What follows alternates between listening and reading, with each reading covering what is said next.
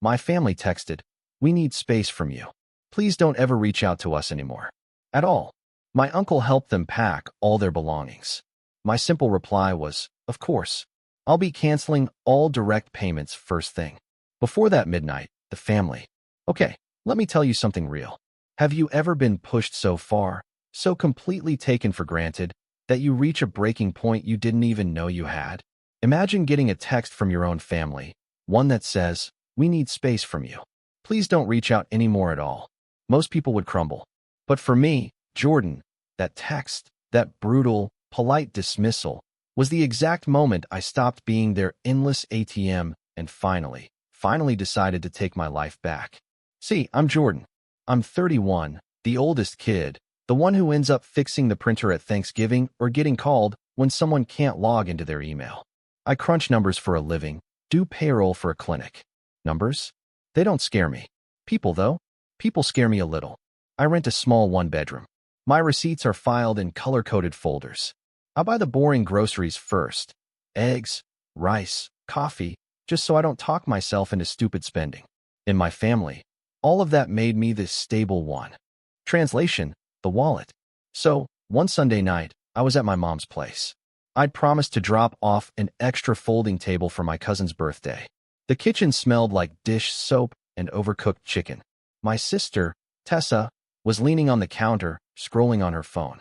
She was wearing a brand new jacket, one I knew she couldn't afford. Without even looking up, she said, "Don't forget the rent transfer, banker boy." I set the table down. "Tessa, please don't call me that." My dad just laughed, like it was an inside joke everyone loved. "Come on, Jay. Lighten up. You know you're our sponsor." Sponsor, like I was a logo on the back of their jerseys. My mom slid a tray into the oven, still not turning around. "Your sister's moving up to a nicer place next month. It's safer. She can't do it alone." I felt my jaw tighten. We talked about this. I'm not paying another security deposit. Tessa finally looked up, her eyes narrowing. "You said that last time. And then you paid. Don't be dramatic." She saw my face and rolled her eyes. "Oh my God, you're really going to make me beg?" "I'm not making you do anything," I said. My voice was even, quiet, practiced. My aunt wandered in, looking for a fork, and caught the thick air between us. She froze, then clucked her tongue like I was a fussy child, and walked right back out. No one asked if I could afford it. No one asked if I wanted to. My dad stepped closer, his voice soft but firm. "Son, family helps family. We didn't raise you to be selfish." Selfish? That word hit a spot in my chest that never quite healed. "I'm not having this conversation at the sink," I said, stacking paper plates, "because you know you're wrong." Tessa scoffed. "You just don't like how it sounds." My mom finally turned around, a dish towel clutched in her hands. "Enough, Jordan. You'll figure out the deposit. Tessa, say thank you." I just stared at her. She said it like it was done, like my answer never mattered. Like I was a line item on their grocery list, and they'd simply run out of me. My phone buzzed on the counter. The family group chat, lighting up with memes from the party, confetti emojis, plastic smiles. I silenced it. I went back to the dining room, wished my cousin happy birthday, hugged two kids I barely knew, and slipped out before dessert. Outside, the air was damp and cold. I sat in my car, but I didn't start it. Hands on the wheel, forehead pressed against the leather, my breath fogging the dash. My chest felt hollow and loud all at the same time. I kept hearing, "Sponsor." I kept hearing, "Say thank you."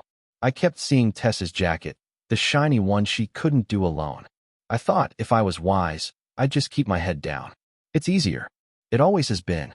But I didn't start the car. I just listened to my phone buzzing against the plastic cup holder. And somewhere behind those pings and the fake party laughter, I could feel something else building. Not rage, not yet. More like a thin line, stretching tight. You know when you pull tape and it goes silent and thin right before it snaps? That. This didn't start in a kitchen. It started years ago, with a second phone line just for emergencies. Then car insurance, until Tessa gets on her feet. Then mom's dental crown, dad's truck tires, the family Netflix that turned into the family phone plan that turned into me pretending I didn't see the international charges. I told myself it was temporary. We were recovering from dad's lost job. Tessa was between gigs. Mom's hours got cut. There was always a reason. There was always a new month. Payroll people like me, we live by schedules. Mine were ugly. The first of the month. Rent for the apartment my parents temporarily moved into when they said the house needed major repairs. Utilities on autopay. Grocery gift cards I pretended were points from a work program. The 15th. Tessa's car payment, because the dealership messed up the paperwork and somehow my name landed on it. Fridays. Gas money. Little transfers with notes like for groceries and for Dad's meds. Except the pharmacy receipts never matched, and the bags were always takeout. Every time I tried to pull back, I got the script. Mom, we didn't ask you to be born responsible. You just are. Dad, don't embarrass us by nickel-and-diming. Tessa, you're obsessed with control. It's creepy, and relatives would chime in like a choir. Your parents raised you, now you raise them. It's only money. You can't take it with you. It got worse this winter. Dad wanted a new truck before the old one explodes. Tessa wanted to upgrade apartments before the neighborhood turns. Mom wanted to host Easter like the good years, which somehow meant I was paying for a caterer and folding chairs. I started saying no in small ways. Declining the brand name Wi-Fi upgrade. Canceling a subscription no one used. The pushback was instant. And mean. You're turning into one of those cold people, Mom texted. Classic Jordan. All math, no heart, Tessa added. Then came the little betrayals. A Best Buy charge that wasn't mine. A cable account opened with my email and a password I never made. A delivery confirmation to an address that looked a lot like Tessa's new building. When I asked, she just said, "We share everything. Don't be weird." Mom said, "Don't accuse your sister." Of theft, Dad said, "If you weren't so uptight, we wouldn't have to sneak." The small break came on a Wednesday. I got a call at work from the landlord of my parents' complex. He asked if I wanted to renew the automatic deposit arrangement for another year. He mentioned a late fee reversal he'd granted them because you've been such a reliable payer. He sounded cheerful, like we were teammates. I didn't know about the late fee. I didn't know they'd skipped a month. And I definitely didn't know my parents had told the landlord to call me directly if there's any issue. He had my number. He had my work email. He had my calendar. That night, I drove over. I planned to be calm. I even brought my little folder of statements, like a dork. I sat on their second-hand couch, the one I paid for, and said, "No more surprises. If I'm paying something, I need to know what it is." Mom's mouth tightened. "We feel attacked." Dad folded his arms. "Take that tone with your coworkers, not with us." Tessa laughed from the doorway. "Are you going to invoice us next? Should we tip?" "I'm tired," I said, my voice barely a whisper. "I'm tired of being the only grown-up." And then Mom said it.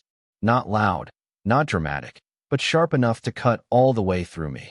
"If it's so hard for you to be part of this family, maybe you shouldn't be."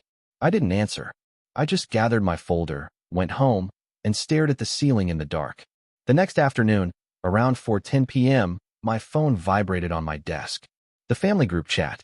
A big gray block of text, blue check marks. That fake polite tone people use when they want to punch you without leaving a bruise. "We need space from you. Please don't reach out anymore at all." I reread it 3 times. That period after "at all" did something ugly in my throat. 3 minutes later. "Uncle Rick is helping us pack tonight. Please don't make it weird." Packing from the apartment I paid for. Using a moving truck I probably helped him buy 2 years ago when his transmission died. Another message. "We'll figure things out without you. It's better this way." I stared at the screen, and something slid into place inside me. Not rage. Not sadness. Just a click. Like the last number on a lock turning. I typed back slowly. "Of course." My thumbs hovered. I didn't send the rest. Not yet. At 6:02 p.m., after the clinic closed and the lights in my office made everything look flatter, I sent the second half. "Of course, I'll cancel my direct deposits first thing." It landed in the chat like a glass dropped on tile. Read by all. No one responded for a full minute. Then, "Dad, what is that supposed to mean?" I took a photo of my little color-coded list and attached it. I kept it simple, line by line. Asterisk rent, Green Gardens, APS, $1,525 on the first. Asterisk utilities, city power, city water, averaging $230 monthly. Asterisk phone plan for 4 lines, $186. Asterisk car insurance, Tessa plus Dad, $214. Asterisk truck tires loan, Dad, $79. Asterisk grocery cards, $300 to $400. Asterisk streaming bundle, cloud storage, gym passes, $98. Underneath, I typed, these end on the dates circled. I've already removed my card from shared accounts. I'll send you PDFs of confirmations. You have 30 days to transition the leases and services to your names. Tessa came in hot. You're sick. You're doing this to punish us. I answered, I'm doing this because you told me not to reach out anymore. I'm honoring that. Mom, don't twist our words. We said we need space from your attitude. Me. Your message said, please don't reach out anymore at all. I'm stepping back. That includes my money. Dad, money is not the same as family. Me. Money is exactly what you want from me. The rest you mock. The cousins started appearing. Little has joined Bubbles, reading the thread in real time like it was their entertainment for the night. A couple of aunts typed, then deleted. My heart was pounding, but my hands were steady. I'd done this 1,000 times with budgets and audits. I knew how to keep it factual. I added screenshots. The overdue notice the landlord never told me about. The Best Buy receipt with Tessa's delivery address. The phone plan usage showing an international call to Ibiza on a night I was home eating soup. Mom, stop humiliating us. Me, you did that when you lied. Tessa, you'll regret this. People don't forget cruelty. Me, boundaries aren't cruelty. Then came the switch. It always comes. The rage burned out, and the manipulation slithered in. Mom, what will we do? Your father's blood pressure is high. I can't sleep when I'm worried. Dad, I work my whole life, and this is the thanks I get. Tessa, I can't live in a dangerous building. Are you going to be happy if something happens to me? I breathed in. Out. I typed. I hope you're safe and healthy. I'm not abandoning you. I'm ending financial entanglement that hurts all of us. If you want help making budgets or calling providers to switch accounts, I'll send instructions. But the payments stop. Silence. A full minute. Then a ping from an unexpected name. Uncle Rick, I'm here with them. I'll make sure the apartment is cleared. I'll return any items that are in your name. Tessa, don't text from my phone, Uncle. Rick again. It's my phone, kiddo. I let out a breath I didn't know I was holding. Rick wasn't perfect, but he was fair. He ran a small moving service, knew how to separate stuff from nonsense. If he said he'd sort it, he would. Mom sent one more Hail Mary. If you do this, you're dead to me. The words made my stomach drop, but not like before. They didn't land the same way. I just typed back, I'm sorry you feel that way. Because that's what people say when there's nothing left to say. I put my phone face down and sat in the dark office until the cleaning crew rattled by with their cart. My hands were shaking now. Delayed tremors. The way your body finds the fear after the danger has passed. On the drive home, I thought about turning back. I thought about sending $100 in writing for emergencies just to soothe the old reflex. I didn't. I unlocked my apartment, fed the cat from the little blue scoop, and opened my laptop. I pulled up every account I'd tethered to my life and started cutting ropes. Canceling money is boring and brutal. You sit in phone trees. You repeat your mother's maiden name to a stranger who sounds 12. You explain that you're removing your card from a plan while trying not to overshare. You write confirmation numbers on sticky notes because you're afraid if you close the window, it won't be real. I started with the landlord. I sent a formal notice to end the automatic deposit arrangement, effective 30 days from receipt. I CC'd my parents' email and Uncle Rick, because I'm not stupid. I asked the office to address all future matters to the leaseholders only. The woman replied with a smiley face, and, we've loved working with you. Like we were breaking up after a pleasant fling. Utilities were easier. Click, click. Remove payment method. Confirmation email. The phone plan was the worst. Tessa called while I was on hold with the carrier, so her name popped up on my screen right over the hold music. I declined. She called again. Declined. Again. Declined. Finally, she texted, answer me, or I'm coming to your door. I wrote back, we're both adults. Put the plan in your name. She replied with 40 voice messages. I didn't play them. At 9:15 p.m., Uncle Rick texted me privately. I've packed their stuff. They're staying with Aunt Carol for a few nights. I found 3 unopened boxes with your name on the shipping label. Returning them to you. I pictured him wrapping my parents' dishes in last week's coupons, labeling boxes with a black marker, keeping his mouth shut while the drama swirled. Thanks, I wrote. Sorry you're in the middle. I'm not, he replied. I'm at the edges, where I like to be. Proud of you, kid. By 10 p.m., The family chat woke up like a hive someone kicked. A cousin posted, "Is this for real?" Another wrote, "Jordan's airing private stuff." Classless. My Aunt Grace typed, "We never expected this from you." Which made me snort, because that was the point. They expected the opposite, forever. Then the story started. Tessa posted a photo of a half-empty living room and captioned it, "This is what abandonment looks like." Mom wrote, "My son turned his back on us." And people sent heart reacts and praying hands emojis, like that fixes bills. I didn't clap back. I uploaded one final PDF to the chat. A neat list of community resources, renter's aid, low-income utility programs, free financial counseling, a link to a budgeting template. At the bottom, I wrote, "You're capable. You always have been.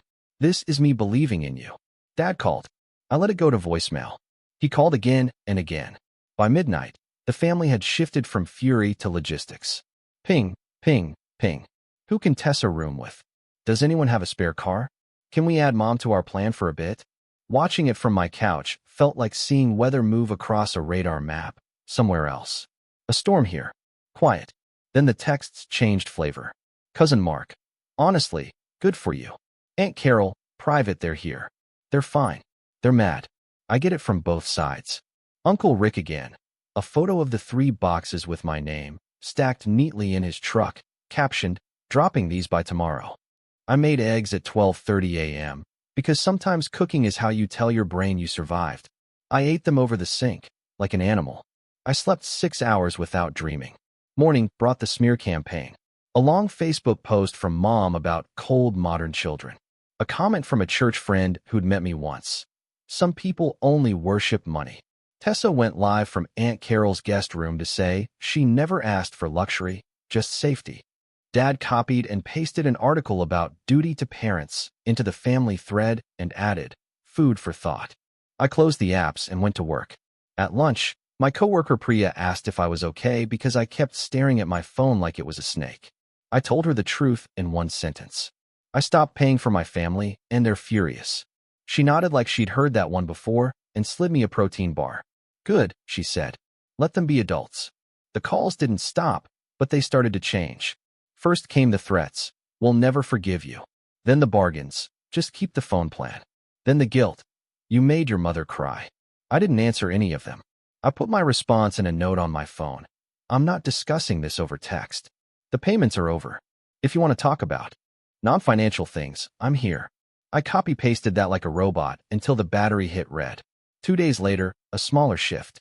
A DM from my cousin June. "I'm out of the chat. It's ugly.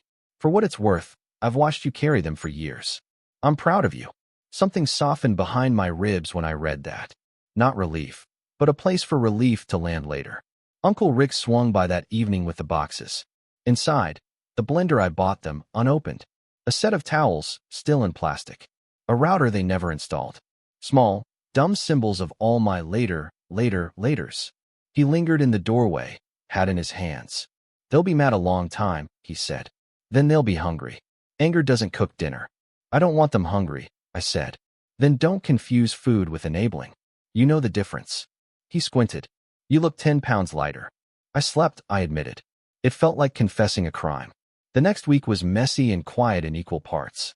I met with HR at the clinic and finally signed up for the retirement match I'd kept skipping because I was always helping. I took a long walk after work and didn't bring my phone. I found a therapist and booked an appointment. I told Priya I didn't know what to do with the free hours. She said, "Breathe in them." So I did. On Friday, Mom texted, "We're hosting Sunday dinner at Carol's. Come and apologize. We'll move forward." It was written like a court summons. I read it twice, then a third time, then put the phone down and made tea. I thought about showing up, eating overcooked chicken, saying sorry for the crime of stopping a faucet they held open with both hands. I almost said yes, because habit is strong and humiliation is familiar. I sent no. Then I added, "I love you. I won't discuss money. I'm not coming to be shamed." She wrote, "You're choosing strangers over blood." I wrote, "I'm choosing peace." No response. The dots appeared, then vanished.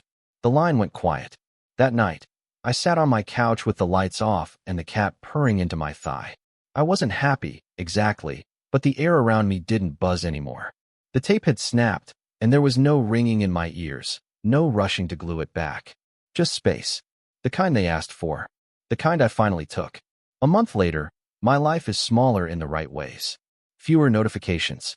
Fewer late-night panics about whether my card will decline because someone else's emergency ate my grocery money. More quiet mornings where I make coffee and notice the way the sunlight lands on the chipped mug. More evenings where I read a dumb book without checking 3 group chats for fires I didn't light. Mom hasn't called. Dad sent one email that said, "We miss you when you're not difficult," which I think was supposed to be funny. Tessa posted a screenshot of a new lease. Roommates. Second floor walk up. The caption said, "Doing it all myself," which made me laugh into my sleeve, because good. Honestly good. I'm not pretending this was noble. It wasn't. It was overdue. I should have learned earlier that love without boundaries isn't love. It's extraction. I should have noticed every time I said yes when my stomach screamed no. But guilt is a clever translator. It makes theft sound like family. It makes drowning sound like swimming for the team. Here's what I know now, written plainly, so I don't forget. If you send me, we need space from you. Please don't reach out anymore at all. I will honor it. And space includes my money. If you call me selfish because I stopped paying for the life you planned for yourself, I will not argue. I will let the words sit on your tongue until you taste how bitter it is when you have to swallow it without my help. If you tell the story so I look like a villain, that's fine. I don't live in your story anymore. I live in mine. Uncle Rick still texts sometimes. Need a ride to the hardware store? Want the extra tickets my buddy gave me? I say yes sometimes, no others. He doesn't make either answer heavy.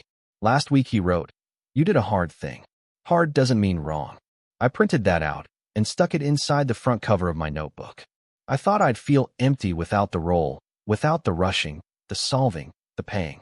Turns out, the opposite of being an ATM isn't being cold. It's being a person. A person who buys eggs and rice and coffee and sits at their own little table without apologizing for the chair. I'm not here to punish anyone. I'm not here to be thanked. If they ever want to talk about something that isn't an invoice, I'll meet them at a park, and we can feed birds like normal people. But I don't owe them my panic.